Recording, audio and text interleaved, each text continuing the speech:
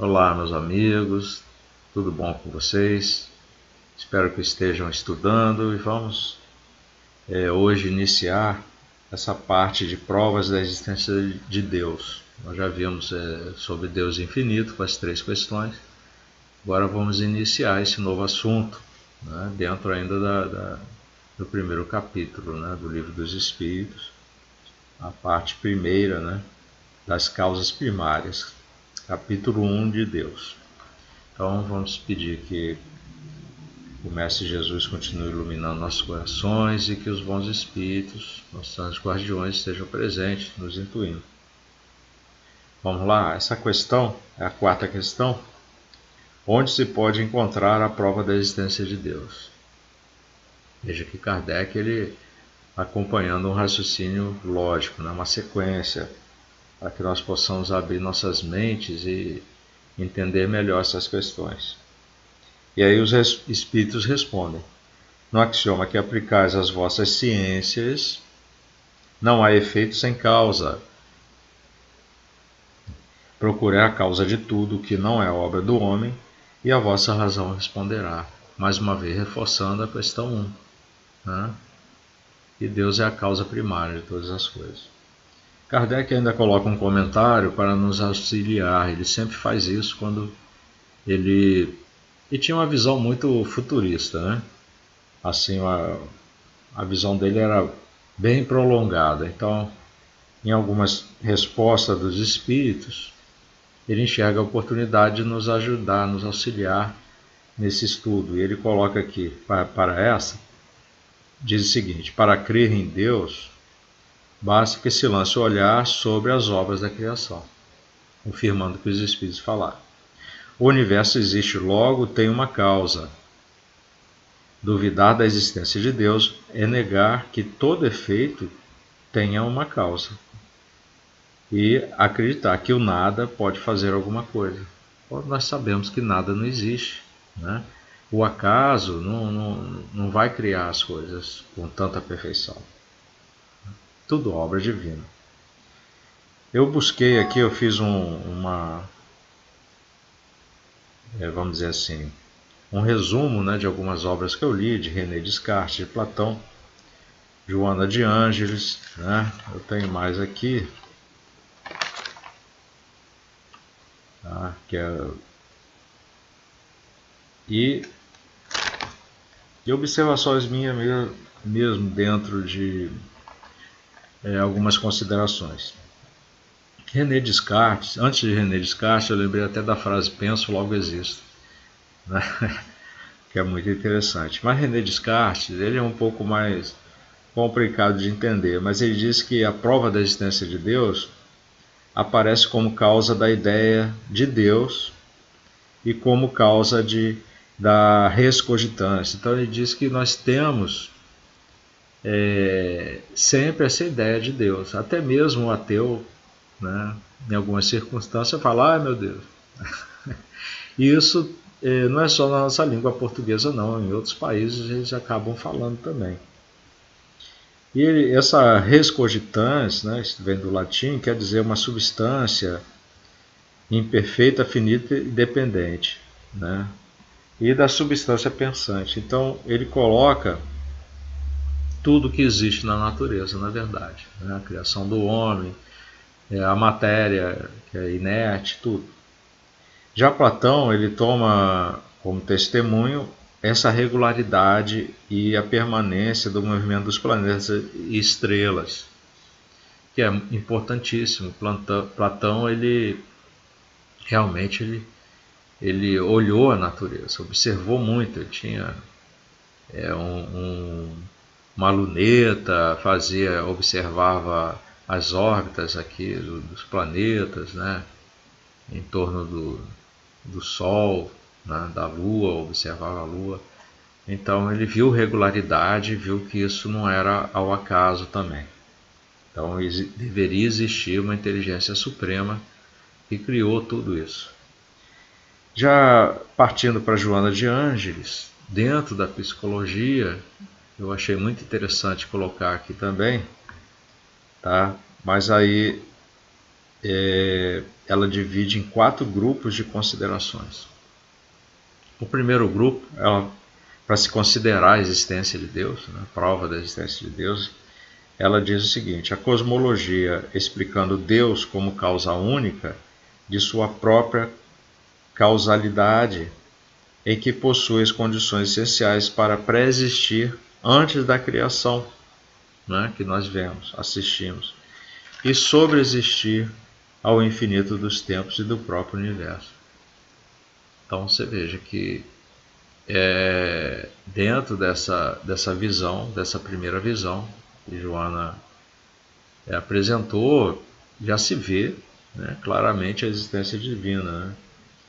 A segunda é pela ontologia, que mostra Deus perfeito em todos os seus atributos e na própria essência que o torna real, né? É outro fato também que ela coloca pesando na balança. Veja que Joana ela busca o estudo dela em várias áreas. A terceira, a teologia, né? Agora ela vai na teologia. Pelo pensamento humano, traz como resposta a existência de um Criador, pois o efeito procede de uma causa perfeita e harmônica, sábia e infinita. Apesar de nós termos visto lá com Kardec que muitos dentro da teologia não acreditam no infinito, mas é aí que eles se contradizem, né? Porque dentro dessa causa perfeita e harmônica, eles vão dizer que existem uma sabedoria, né? Uma sabedoria infinita, né? Porque sabe de tudo. E o quarto, né? Finalizando Joana, ela diz que é da moral. Acho que esse é o mais importante para nós, que é o nosso objetivo evolutivo aqui, né? Estando, encarnando várias vezes, é evoluirmos moralmente.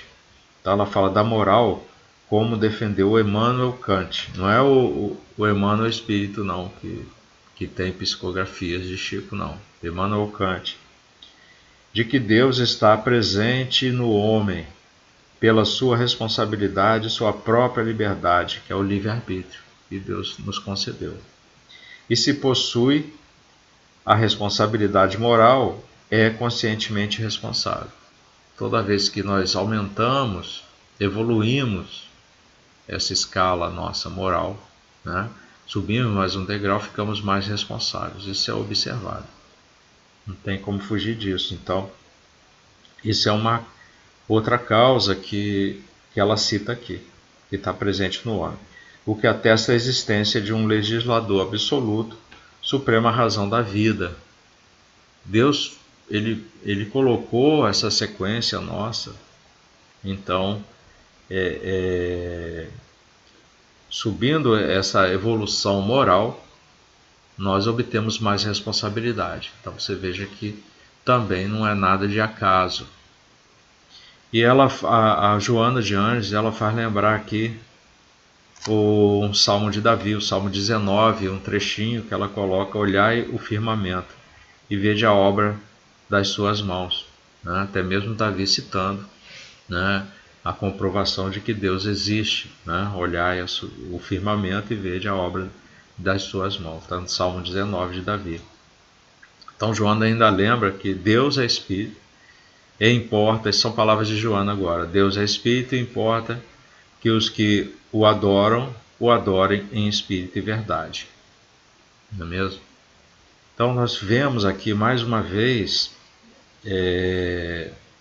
a Joana mostrar que crer em Deus é só bastar que se lance o olhar sobre as obras da criação. Então o universo existe e logo tem uma causa, né? Foi porque eu tinha lido ela que eu me lembrei daquela frase, né? Penso, logo existe.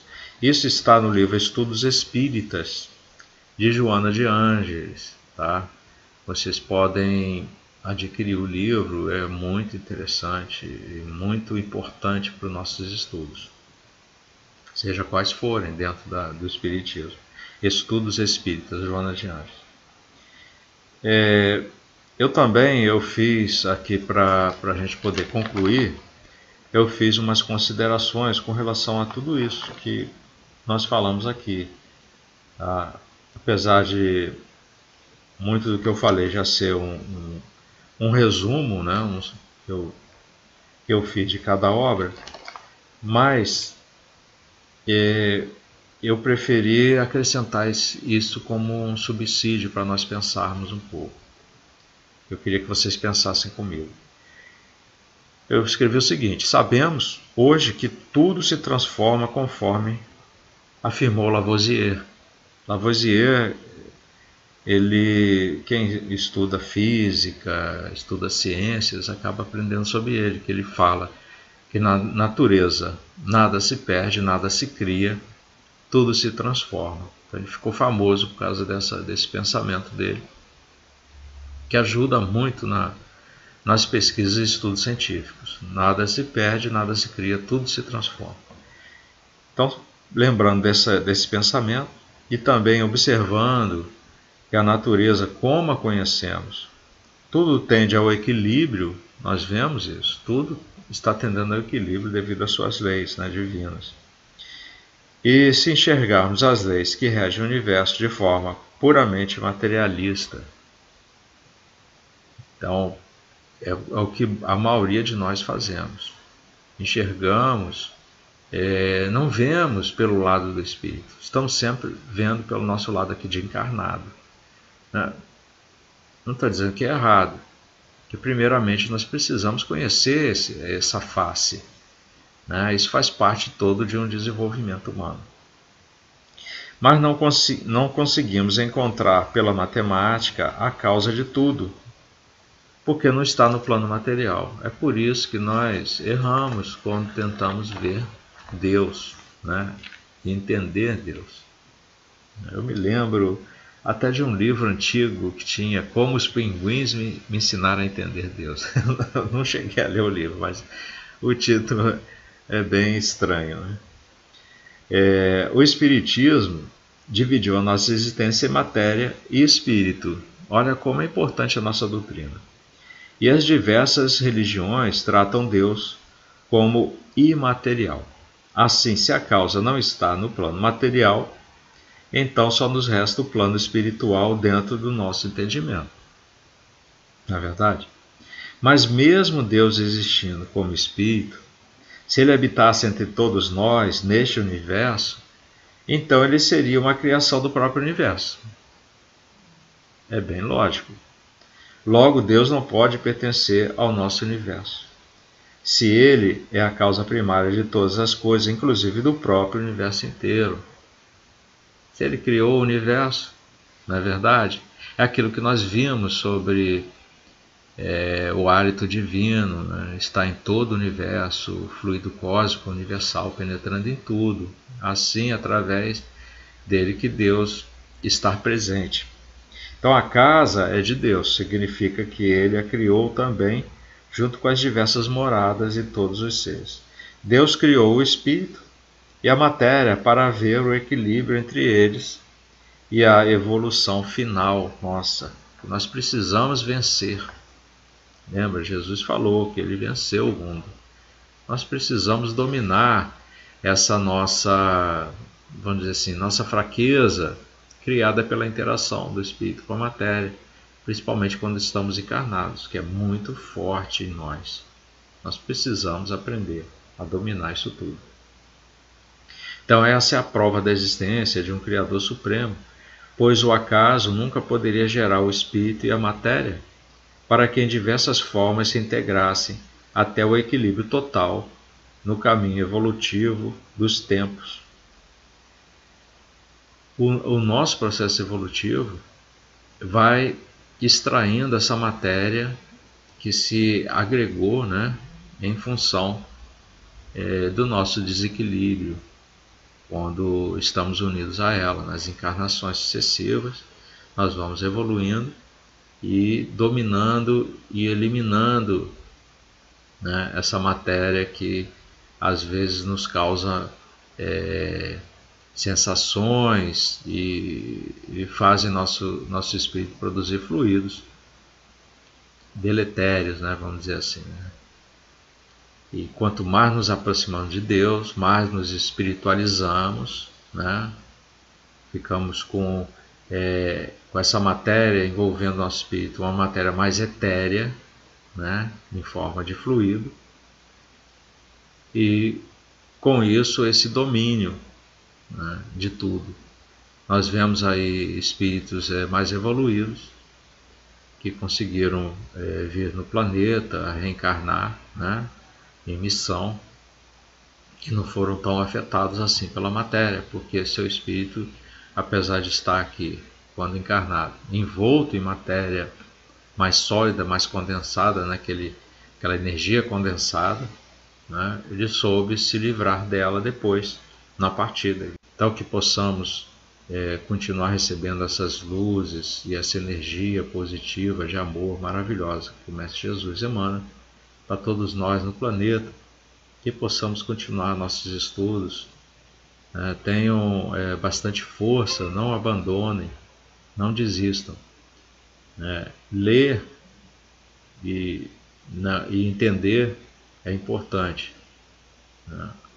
E pesquisar para compreender mais ainda, principalmente como se diz, com o espírito da letra, mais importante ainda, faz parte do nosso processo evolutivo. Bons estudos, até a próxima.